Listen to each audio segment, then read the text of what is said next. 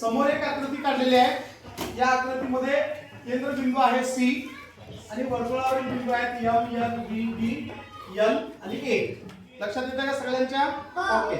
आता या ठिकाणी सोरा जीवा कोणती आहे? जीवा हा जीवा कोणती आहे?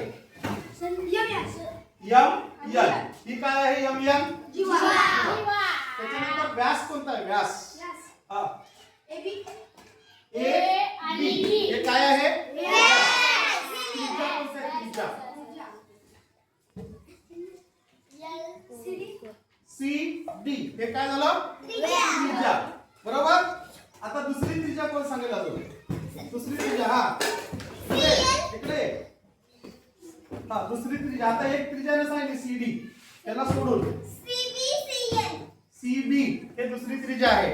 त्याच्यानंतर सी एल हे दुसरी त्रिज्या आहे. Okay very good. त्याच्यानंतर या त्रिज्यामध्ये दोन व्यास आहेत.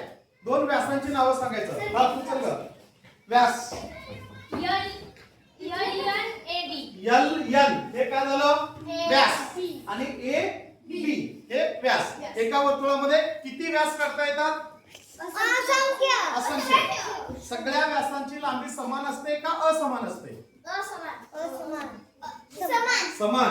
व्यासाची लांबी समान असते. आता ए बी जेवढा अंतर आहे तेवढाच एन एल आहे. बरोबर. आता एका वर्तुळामध्ये किती जीवा काढता येतात? असंख्य जीवा काढता येतात. सगळ्या जीवांची लांबी समान असते का? सगळ्या जीवांची लांबी समान नसते. राहील लक्षात. त्याच्यानंतर वर्तुळाची सगळ्यात मोठी जीवा म्हणजेच व्यास हे आपल्याला लक्षात ठेवायचं आहे. ठीक आहे. Okay let's go.